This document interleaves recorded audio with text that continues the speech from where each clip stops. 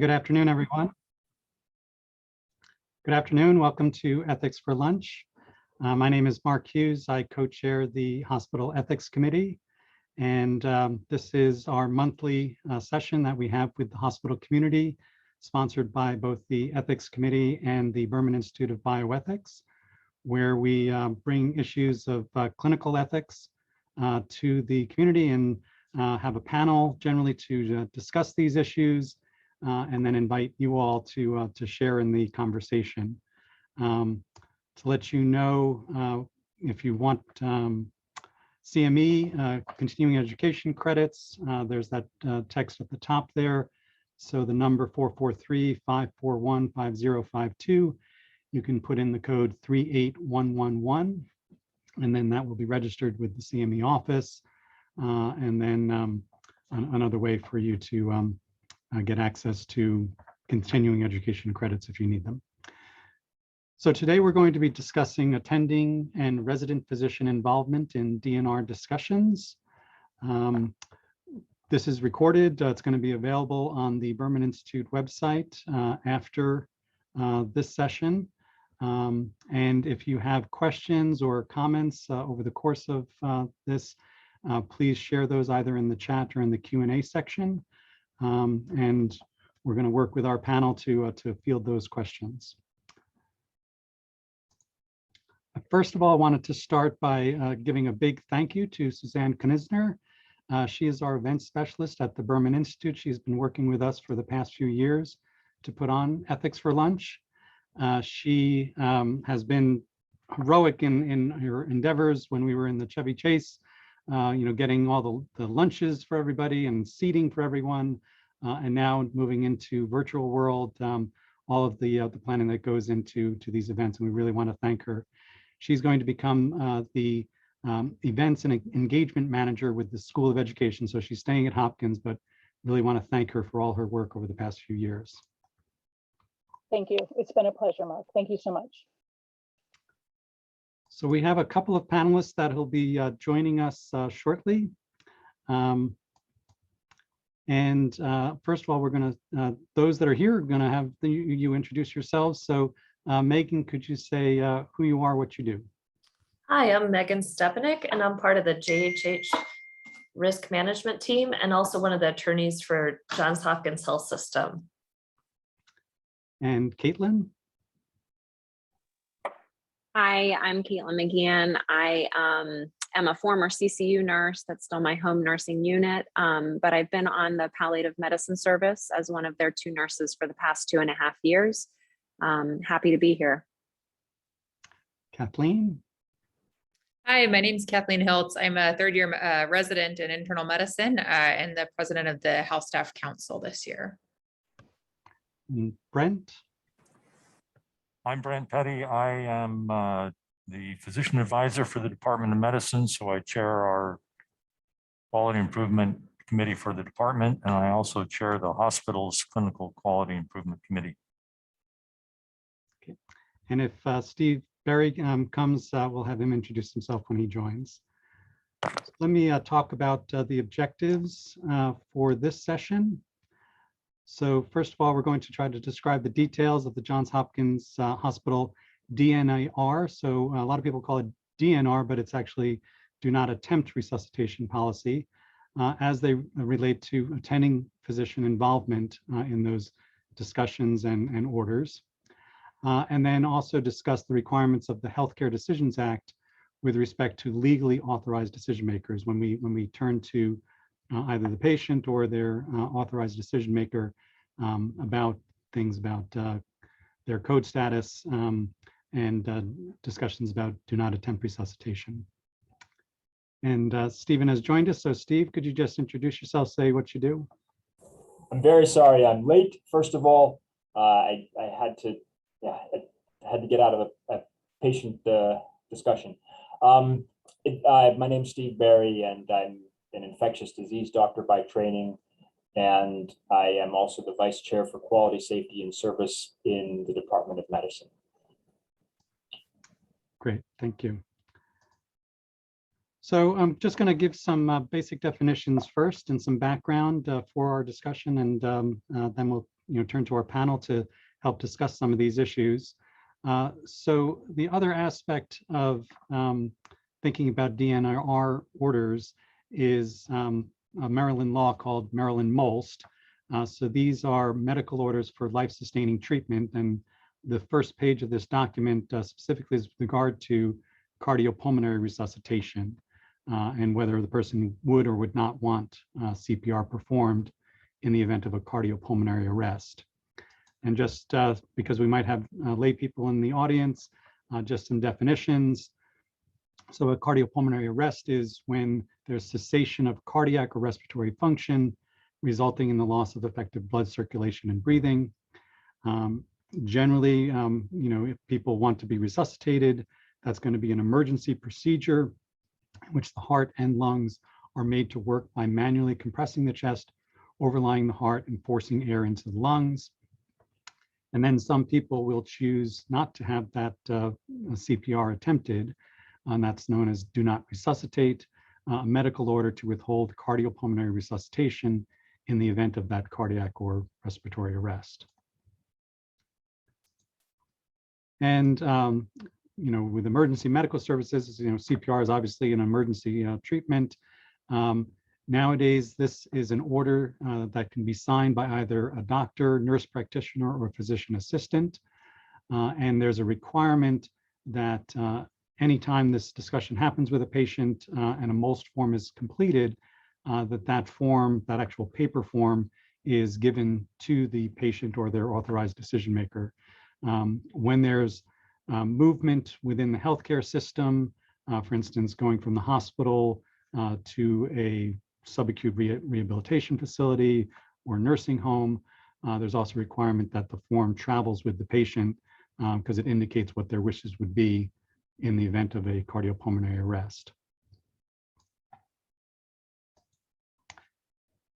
And one stipulation that came fairly early on with MOLST in 2013 was that resident physicians could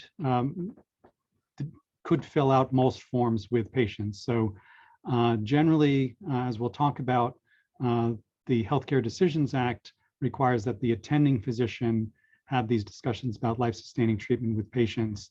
But for MOLST in particular, this letter from the Department of Health and Mental Hygiene indicated that resident physicians could, as part of their assigned duties, could have these discussions and complete MOLST forms with patients. And then I'll just also comment that also in that year, nurse practitioners and physician assistants were then able to also be healthcare providers that could complete MOLST forms. So that brings us to our hospital policy. So we do have a policy in our interdisciplinary clinical practice manual that says, do not attempt resuscitation orders, and the various objectives and responsibilities and the process that occurs in fulfilling the policy. And there's one section that talks about when the attending physician is not available. So in this case, there may be it's the middle of the night, or the physician is the attending physician is not immediately available. They can designate another person, a resident physician, intern, nurse practitioner, physician assistant, to have these discussions with the patient or their authorized decision maker.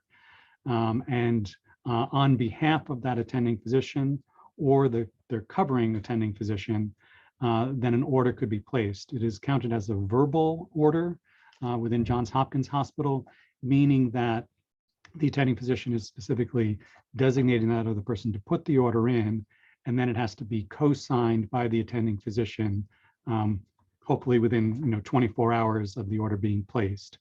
And there has to be adequate documentation of the discussion that has happened either with the patient or their authorized decision maker, and not only documentation, but that is verified by the attending physician when they are able to talk to that patient or authorized decision maker. And then throughout the hospitalization, and there's obviously going to be review of the DNR order within the context of the patient's overall goals of care. So that brings us to the Healthcare Decisions Act. So this is, Maryland law started in the early 1990s, has been amended over the years, and some recent additions just in 2021.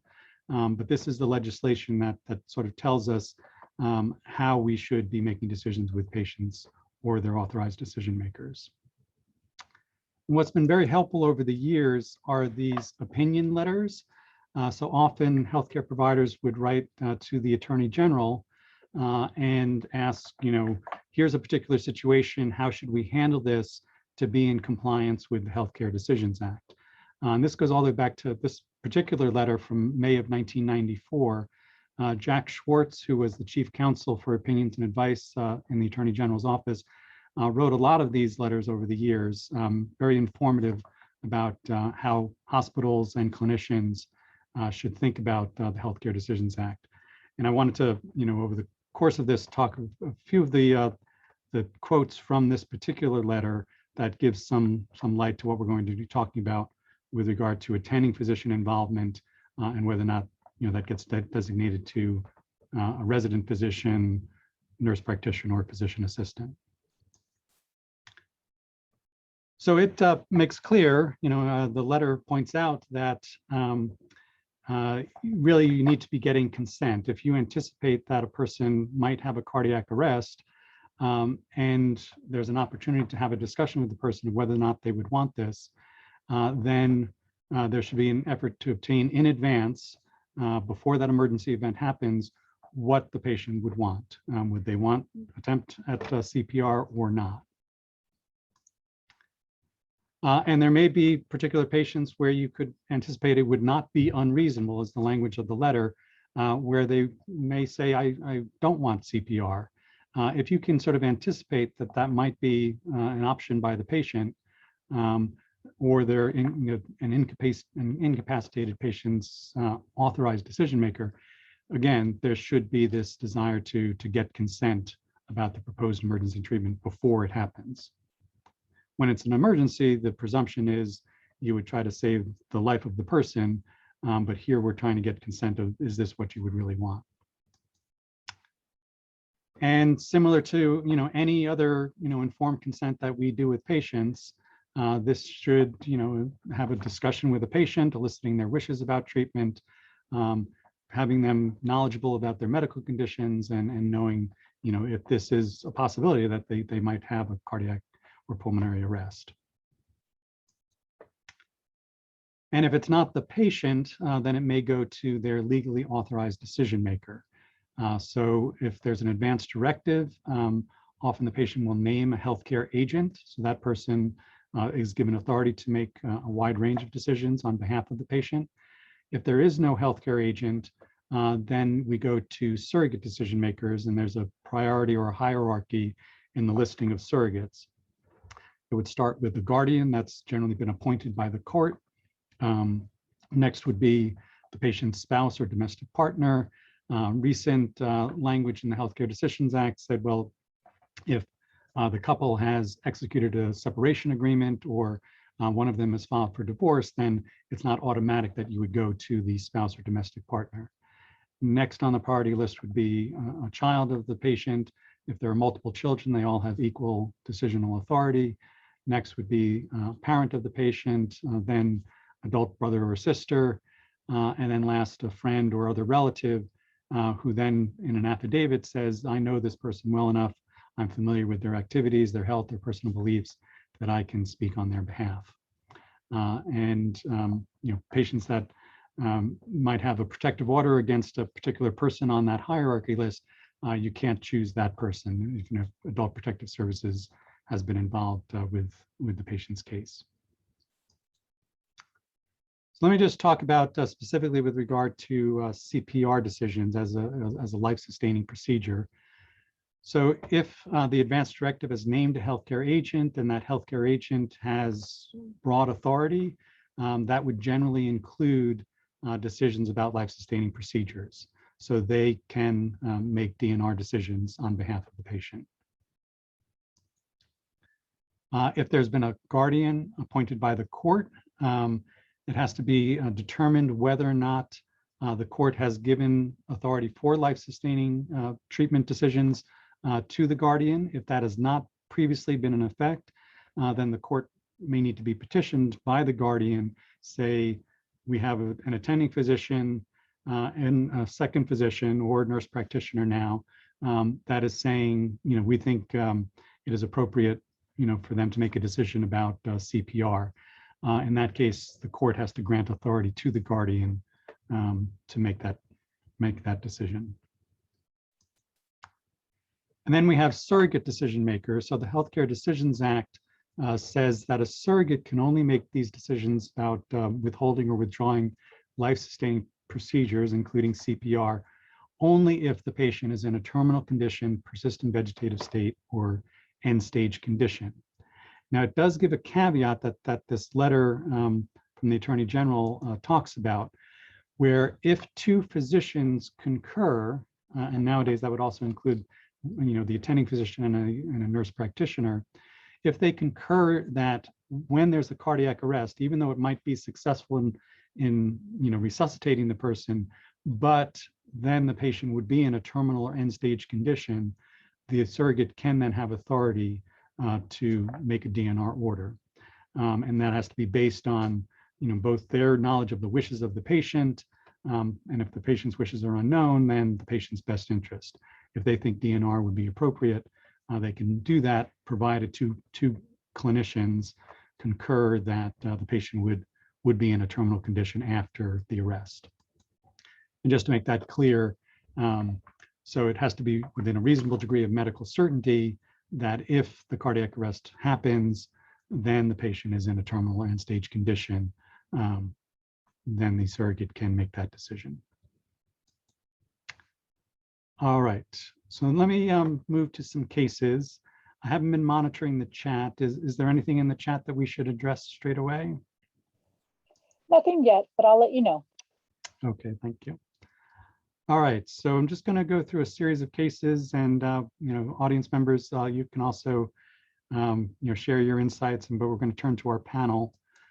So here's the first case. So a 62-year-old woman with uterine cancer. She's had chemoradiation for her cancer. She has carcinomatosis, so it's spread throughout her abdominal cavity. She's now admitted with bowel obstruction to the gynecology oncology service. It's 8 p.m. at night. So presumably the attending has left the hospital. She has a MOLST from a previous hospital stay. And on that form, she had indicated no CPR, option A2, which is do not intubate. So a DNR, DNI order. And at time of admission, she confirms that she wishes to maintain this. So Kathleen, if you were or representing the House staff member admitting this patient overnight, how would you think about this case? I think in a patient who has a established diagnosis of a malignancy and is able to indicate her preferences, is clearly thought about her code status before, especially with a recent admission where someone had that conversation with her and is able to confirm that same code status with capacity now. I think this would be not a huge conversation at 8 p.m. Would be, I see that this has, been your preference before, confirming that would be the case still. And if no lengthy involvement, this would probably be I would admit the patient, and I may or may not text the attending. And I think from our conversation with House staff recently, that was sort of practice across the board, largely was that if the DNR, DNI order or DNR order was consistent from a patient's prior wishes or was not a sudden change in course, especially in a patient without, foreseeable or with who's not in an impending state of decompensation. I think I would admit and alert the attending in the morning. Steve, any comments about this case? No, I'll say that I think this one at least is pretty straightforward. Both with Maryland law, is my understanding, and with our hospital policies, that the MOLST is a well-recognized document that, you know, when it's being confirmed like this, our house staff or unlicensed providers should be able to go ahead and enter official orders that recognize what's in the MOLST and does not require technically a verbal order coming from the attending to do so. Okay. Megan, any thoughts about this one? I think it was mentioned attending involvement still like communication with them, and that's, you know, supported and consistent with the law and the policy as well. So I think the considerations made about, you know, these were wishes that were expressed previously, also, you know, factors in to the decision making on how the communications and the entry of the orders goes. Okay, go to case 2 here. So a 72-year-old male is admitted with acute stroke, despite I'm his sorry, neuro- Mark, Yes, can I Grant, make a please. comment? Yes, please, go ahead. So I think this case emphasizes not only is it allowable to enter the MOLST details, but it's actually a requirement, because the MOLST order transcends healthcare settings. Unless the patient says they want to eliminate the MOLST, which they can do whenever they want, then our obligation is to follow the MOLST because it is durable across healthcare settings. So it's not only allowed, but important that we do just that. Great. So the fact that a MOLST order is in effect throughout the healthcare system until it is changed. So the fact that she had this already means that it would still be instituted with this new hospitalization. And then this question of, you know, confirming that with the attending at a point in time is, you know, the next phase for, you know, this hospital stay. But the MOLST that was there before is still in effect until the patient changes their mind. Right, it remains in effect, and the confirmation is that the patient doesn't want to void the previous MOLST. Great. All right, our case 2. So 72-year-old admitted with an acute stroke. Despite his neurologic deficits, he retains decision-making capacity. He does not have a prior MOLST, and he indicates his wishes to be full code for this admission. He tells his admission nurse that he has previously completed an advance directive saying that he would want comfort care if he were terminally ill. So Caitlin, how would nurse handle this?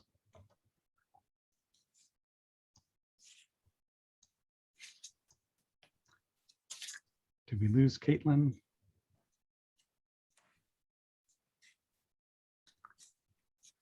Let me turn to Kathleen. So if you were the admitting resident, is it commonplace for you to ask about advanced directives? I guess you're obviously asking about code status because we have to put an order in. What would be the typical course of events for a resident admitting this patient? Yeah, I would say obviously the admission order set prompts a code status order. I think probably what would happen is that the nurse would bring up, hey, you know, the patient, when I asked the question about an advanced directive, brought this up. And then I'd probably go back and have a more extensive conversation with the patient. It's not in my practice to probe beyond the code status conversation on a routine admission. If someone indicates full code and is able to make that decision, and again, it's not kind of impending in a decline, I probably wouldn't probe further until prompted by the nurse. But Caitlin, I see you're back if you want to chime in. Yeah, I'm so sorry. I'm having to play musical rooms here to keep quiet in the background. Yeah, typically, you know, when we admit somebody as a bedside nurse, we would, you know, the standardized questions are, you know, do you have an advanced directive? Do you have an active MOLST? Obviously, as a nurse, we want to protect the integrity of those documents if they certainly exist. And we also want to ensure, to the extent that is relevant for that admission, that the advanced directive and the MOLST are in alignment with one another. It is possible to, I think, there's additional layers to that. We want to have additional conversation, but if someone has capacity and is fairly clear and their documents are in alignment, then we want to make sure that we encourage patient and or family member to provide those documents so that we can get them into the system so they're visible to all and we can accommodate them in the care that we deliver. And then from the bedside perspective, a lot of it has to do with communication. So making sure that if someone, now this case, he wishes to be full code, but if someone, on the previous case wishes to be a DNR, DNI, we want that to be public to the nurse, to the care team in a timely way so that in the event something happens, which we know it can happen at any time, we know what kind of care we're going to provide and how we're going to respond in real time. Great. And so even though, he's saying full code for this admission, we have nothing to suggest that he's terminally ill. We've at least heard some communication about his values and preferences that it might be important for the future, to have that advanced directive in his record. So we have in the demographic section for the chart, it can be scanned in, and then the header in our electronic medical record will change to reflect that there is an advanced directive that we can then refer to if it becomes relevant in the future. In terms of finding it also in the chart, if it's not under the advanced directive section, you can also sometimes find it scanned into the media section as well. Or sometimes you get the paper version and it winds up in the patient's chart. So sometimes it is a bit of a scavenger hunt, but the more places it is, the better. Megan, we got a question about MOLST and POLST in general. Do they cross state lines? Yeah, that's a great question. So in the Maryland Healthcare Decisions Act, that's addressed. And so any orders that might come from another state are deemed to be valid if executed in accordance with the laws of Maryland or the states where it's executed, and likewise are recognized in most other states. If there's any question on that, you can contact the attorney on call, and we have attorneys that are available through the legal department's main line or available by pager. Okay, and we've got a couple of comments, differentiating an advanced directive, which is, statements by the patient for future use, where the MOLST are orders that, take effect presently. And it doesn't mean that there's a lack of consistency between the two. In this case, the patient saying full code now versus an advanced directive, which might apply for hypothetical in the future, saying he might want comfort care under the right circumstances. I've got a couple of comments that I'll just read and have the panelists react to. So the MOLST form is different from the advanced directive, as I was just saying, and MOLST is effective during transport between healthcare facilities and in ambulatory settings such as dialysis centers and in between hospitalizations. So yes, between hospitalizations, if you have a MOLST that's still in effect anytime there's going to be engagement in the healthcare system. If MOLST form exists, then the wishes stated in the MOLST have to be separately documented within the healthcare facility and uploaded into the patient's medical record after confirming accuracy. Is that correct? Anybody want to field that question? So this is Dr. Petty. I'll start by saying that the MOLST transcends all the healthcare settings. So it is implemented in the hospital whenever the patient's in the hospital, unless the patient and or legally authorized representative are involved in changing it.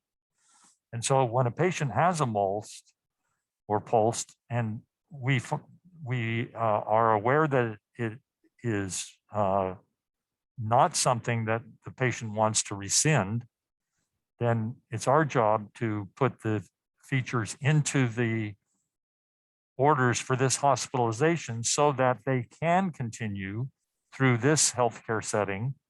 And unless there's a change again, involving the attending and the patient, it would continue then after the hospitalization.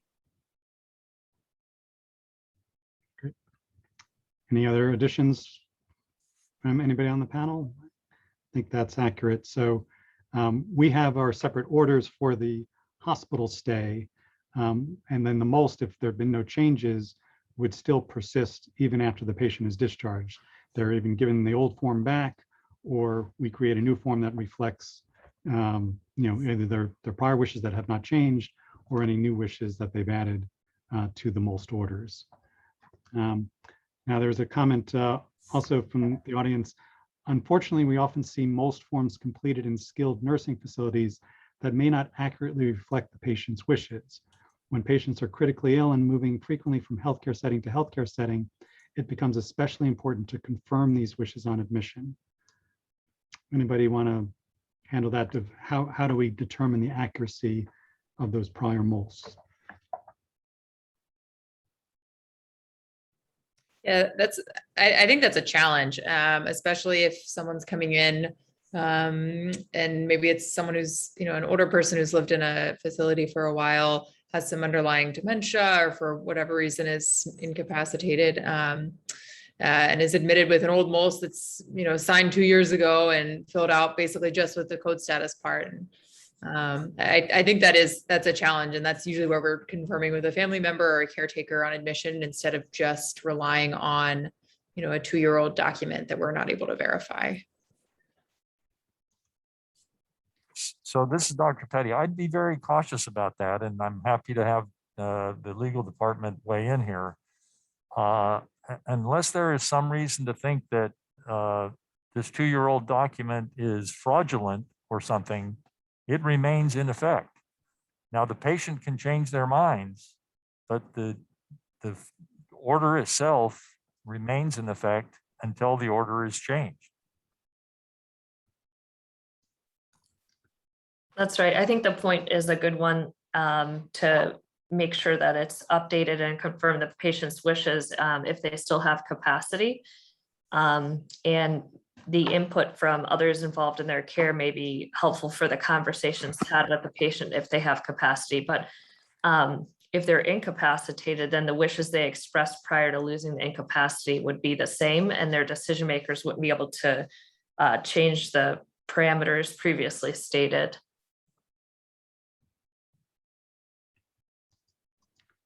I think maybe a little bit of what Kathleen, you might have been getting at, however, is how much time do you spend as a healthcare team with, in this case, I think everybody involved in the team, certainly the attending physician, going back and looking for an opportunity to revisit that most, if you had the sense that this was a discussion that happened a long time ago, maybe the patient's healthcare condition has changed dramatically.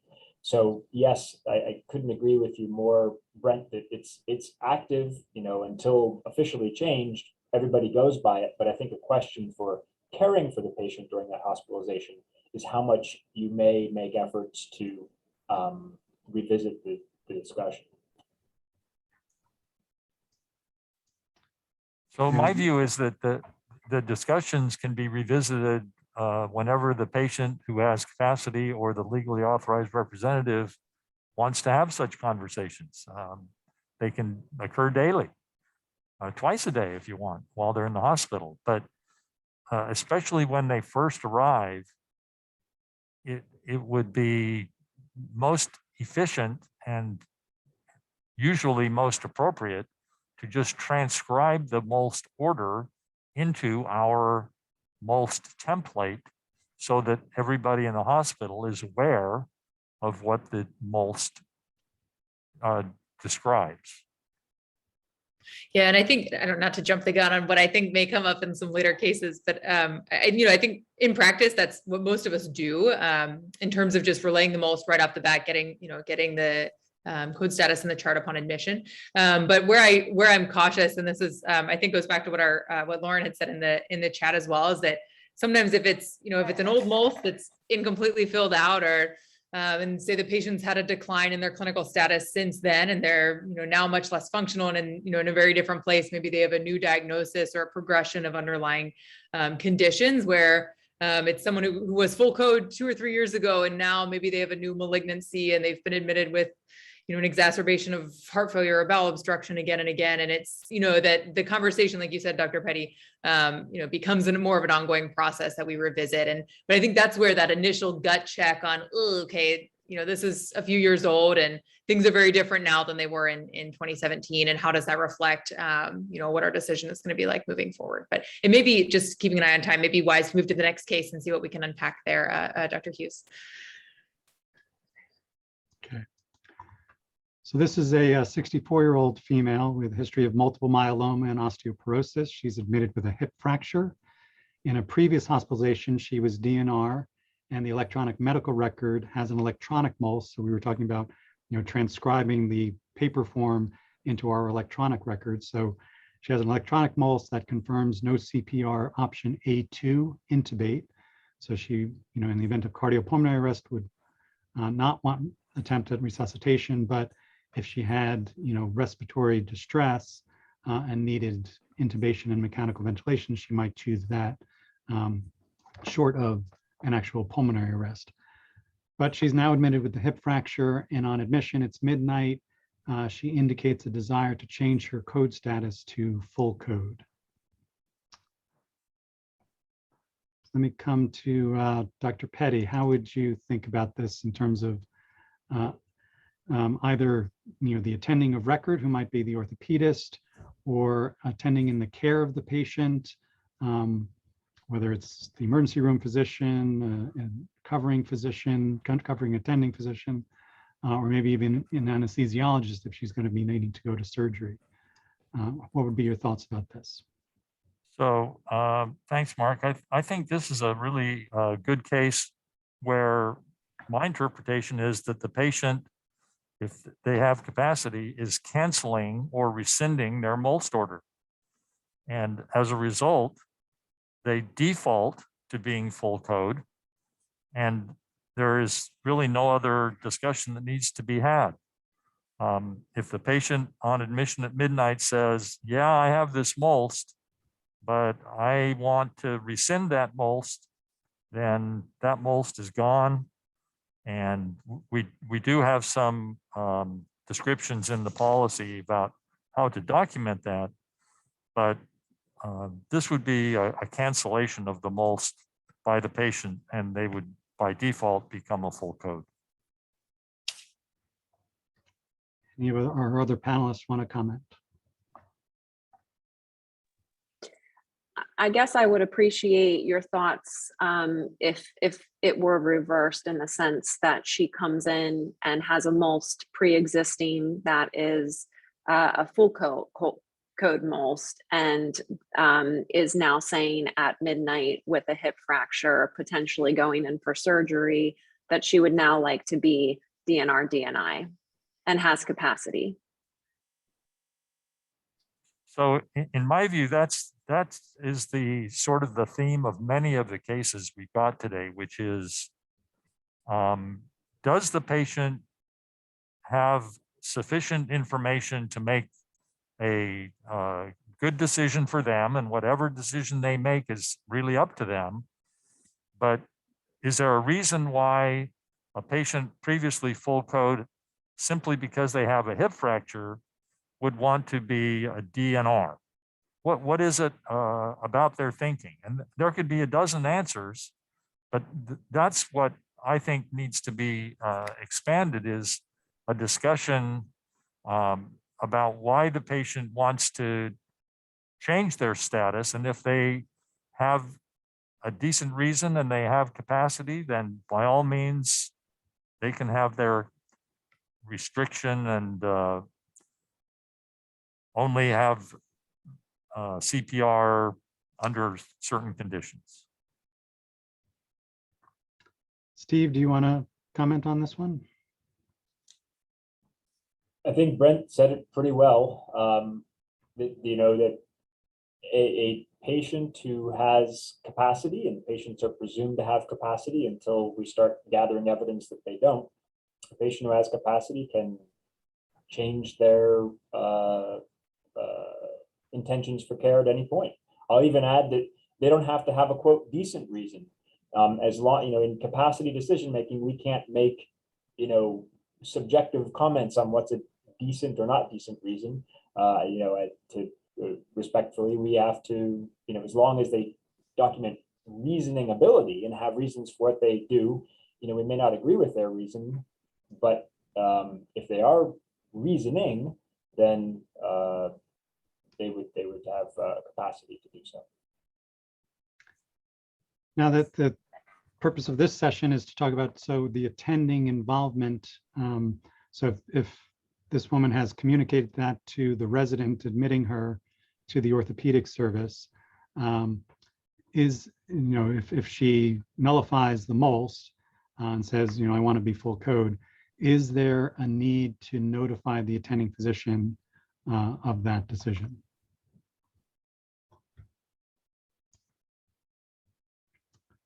Since nobody's jumping in, I'm going to ask Megan to respond.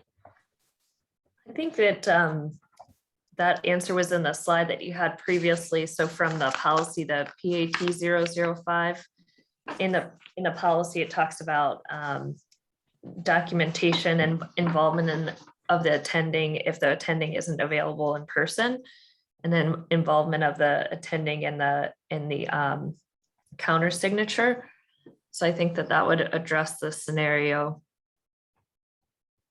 So you would want the attending to be notified of she's changed her prior wish from DNR to now being full code. I think that would be consistent with the policy, but interested too in like the thoughts of the other panelists on workflow. Okay. And then I guess especially important if she'd previously been full code and now is making a decision for DNR. Again, we'd want to know the reasons why she's making that change. But that would be especially important if she's going into surgery, that the attending is aware of her desire for the DNR, because that has implications of what happens perioperatively for her management. This is Dr. Petty. I like Lauren's comment in the chat about trying to make sure that the patient has the information they need to make an informed decision. And I agree with Steve, as long as they're able to reason appropriately for what's appropriate for them, then that's great. But we need to make sure the patient has the information they need to make whatever decision they choose. And I don't really think that it's necessary for contacting the attending in the middle of the night for a patient who rescinds their MOLST, because they are becoming less restrictive on what happens in a life-threatening situation. Going the other direction, I think, does require the contact of the attending, where they were full code and now are saying, I want to be DNR because I had a hip fracture. And also in the comments of the importance of documenting the reasons. So there's been an adequate informed consent of conveying information to the patient about what resuscitation entails and why it might need to be done, but also the reasons why a patient might refuse it, and then clearly documenting that for future providers to have that available to them. And maybe more discussion with the patient over time. Okay, I'm going to move to the next case. So this is a 76-year-old male with a history of diabetes and HIV. He's admitted with gastroenteritis that resulted in dehydration. In the emergency department, he was given IV fluid, so his condition improved. He does not have the MOLST previously. And on admission to the medicine service at 3 a.m., he indicates his wish for no CPR, option A1, intubate. So Steve, how would you think about this one? So I will maybe jump a little bit to talking about a the question that a lot of this ethics discussion is moved around and relates to our hospital policy, which is, does the decision to enact this person's stated wish in the form of orders, does that decision need to be a verbal real-time decision made by the attending and transcribed into the medical record by a house officer or whoever else is having the phone call with the attending at the time, presumably a resident? Does the attending need to enact this decision, or would it be okay to be a resident physician doing so without expressly having the attending make the decision in real time? And on this case, I have to say that I'm actually agnostic as to whether it requires the attending to make that decision. Agnostic in the terms of, there's nothing magical about becoming an attending in terms of your medical training that makes you more capable of having the appropriate conversation with that patient on a particular day. Just because July 1st may have come and gone and suddenly you've attained fully licensed status doesn't mean you're better at having this conversation than you were 3 days before in the end of your residency. Some point during medical training, you become hopefully capable of having these discussions yourself and being able to write those orders. And I trained in a state that's not Maryland, where residents were allowed to write these orders themselves and not have them come from the attending. And I think it worked pretty well in the sense that, like many decisions in medical care, you shouldn't make it on your own unless you are feeling comfortable and capable of doing so. Our policy at the hospital right now, however, is that the attending should be making that decision in real time, and the house officer is a conduit, if you will, simply getting the attendings, informing the attending of the discussion, and having the attending either ask for more discussion or give an order, which gets transcribed by the house officer. If an argument for doing that is the attending is overall responsible for care legally, and so if we think that's a very high value, then we could continue with that policy. And I see that there's some value potentially to the legal need for attendings to be aware of such crucial decisions at all times. I don't think it's necessarily a medical training ability argument which would persuade me in terms of our hospital policy, because there is a downside that attendings may not be as best as we want. They may not be available on the phone in the middle of the night, when you have the downside of breaking somebody's ribs and shocking them when it's something they would not have wanted, and they were able to express that wish. So that motivates me. I may be a little bit different than others, and so I wanted to come out with that statement. And I'll say that I said I'm agnostic.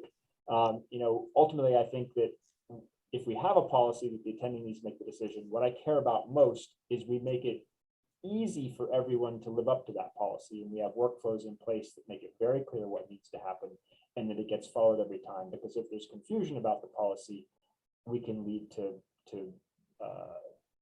unfortunate situations. Kathleen, so we're sort of describing the patient as stable right now. His dehydration, maybe he came in with hypotension from all his diarrhea and he's better. So maybe the house officer is thinking nothing's going to happen in the next few hours. So there's a judgment call as to when to notify the attending. Any thoughts about the resident at 3 a.m.? What would typically happen? Yeah, I will say, despite the policy being a real-time conversation to enter these orders, I think the vast majority of house staff would enter the DNR intubate order and alert the attending in the morning. I think to Dr. Berry's point of sort of plus minus attending availability at 3 a.m. and potentially some disgruntled responses to being woken up if it's sort of an FYI. I speculate. I will say that having admitted patients similar to this and who express that desire for a DNR code status in the middle of the night, I rarely, if it's smooth and, matches the capacitated patient's wishes and they're able to indicate that, that wish, that's not something that I'm, in my practice habit, would be calling and attending about in the middle of the night. And I think that's pretty widespread in terms of common practice among house staff.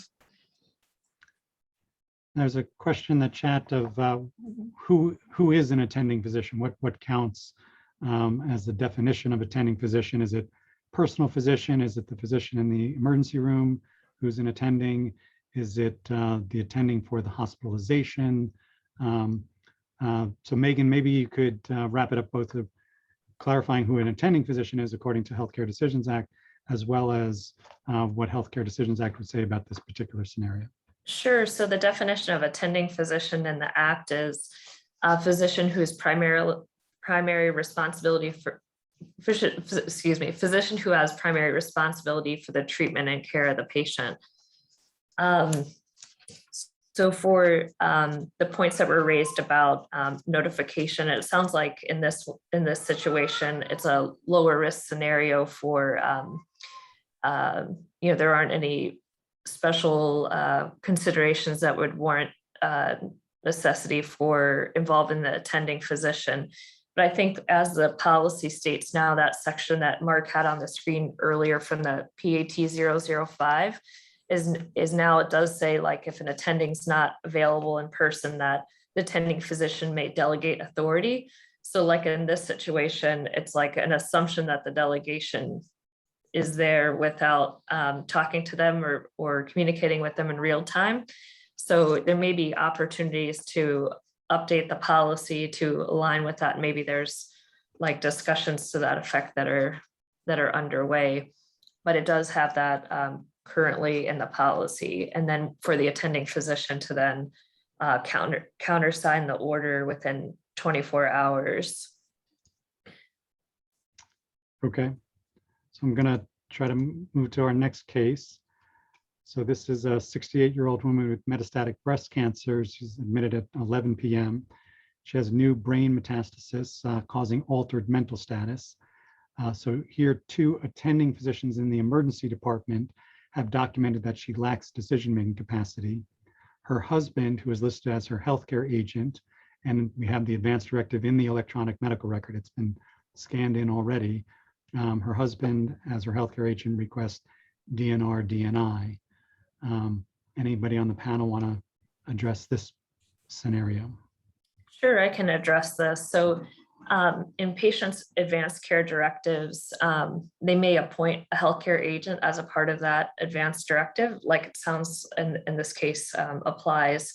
They can also say in the advanced directive, they can set particular parameters, so the healthcare agent is allowed to decide in accordance with whatever stated wishes there are. So it would be important to know if the patient set a particular parameter to guide what the healthcare agent is able to do. But if it didn't and it just appointed the healthcare agent, then they do have authority to request that DNR, DNI based on that scope. And the fact that 2 physicians have documented her incapacity allows them to then go to the healthcare agent. That's right. All right, this next case, 58-year-old male, newly diagnosed colon cancer, has been on the surgery service.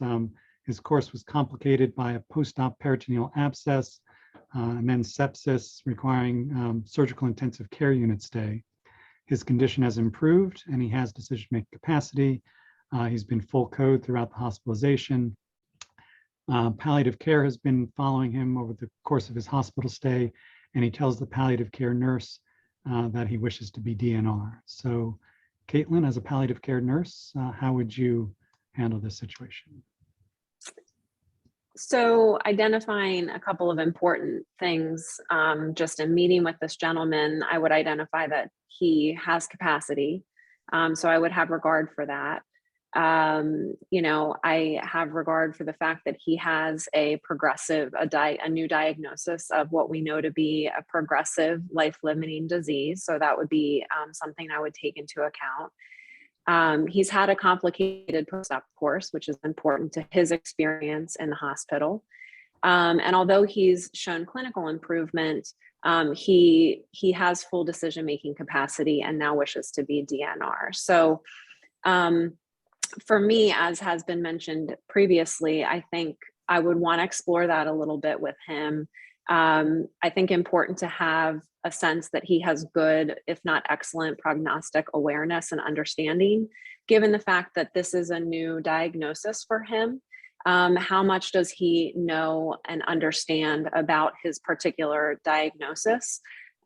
Certainly he's been through a lot on this hospitalization, probably processing a lot of information. So always when individuals are making decisions, you want to make sure that they have a well-rounded picture, and also be able to offer that anticipatory guidance. This is going to, for me, be probably a longer conversation, and certainly one in which I would explore all values of that patient, getting to know that patient. What does that patient value? What is motivating his desire or wish to be a DNR? What are some of his concerns about being or remaining full code? And then if need be, helping him, being a catalyst of that communication to the healthcare team to, if there are gaps in his understanding or prognostic understanding, then encouraging the care team to engage further with him to sort of round out that picture so that he can make an informed decision. And if at the end of the day, with all of that information provided, he consistently still would like to be DNR, then I think as a capacitated patient, we have to have regard for that. So when you say being a catalyst to help him have the discussions with the other care team, so as the consultant, would you notify the resident or fellow in the SICU? Would you notify? I would. Yep, exactly. I would check in with the care team. I would share the content of my visit with the patient. I would communicate his wishes to the care team. And, for me, going back to the whole bedside nursing piece, this is a timely thing. Certainly he's shown clinical improvement, but we understand that people's hospitalizations are fluid. Their clinical pictures can change on a dime. And so he could decline again. So being able to address it, get him the information that is necessary, take advantage of the fact that he has capacity, and then making sure that he has the information so that we can move forward with that, putting that DNR in place. And certainly palliative is always happy to be part of those conversations, when it is information sharing. If he is not able to have a family member or a friend in the room receiving that information with him. Great. Mark, let me add that I agree with all that, and yet the attending physician should be part of the delivery of all of the information that was suggested. And here's a case where it's easy to involve the attending, and we should. Yeah, and I think the one particularity for Johns Hopkins is there's both an attending intensivist that's managing the care in the SICU, but there's also the attending surgeon that might have performed the surgery, who, when we were talking about definitions of an attending physician, the attending of record would be the surgeon in this case. So That's exactly right. And that's the way the Department of Surgery very much wants to keep it for the time being. And so that attending should be the one who is involved in these discussions, whether that attending actually enters the change in status or enters the DNR order. It's not necessary that attending do it, but that attending should be part of the discussion. okay, well, we're just close to time. I wanted to see if any of our panelists had any final comments or an audience member questions or comments.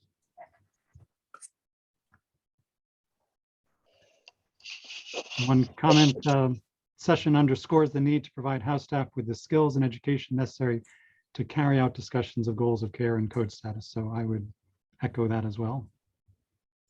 I'll echo that too, and even to the point of that means letting them take the lead on those discussions, you know, with appropriate supervision. But we, like so many medical skills, we learn by doing, and so I think we really need to let them take the lead on those discussions. And figure out how the attending remains involved and is helping shepherd that process for them. Yeah. All right, well, I want to thank you all, the panelists, for participation, and our audience members for coming, and we'll see you next month.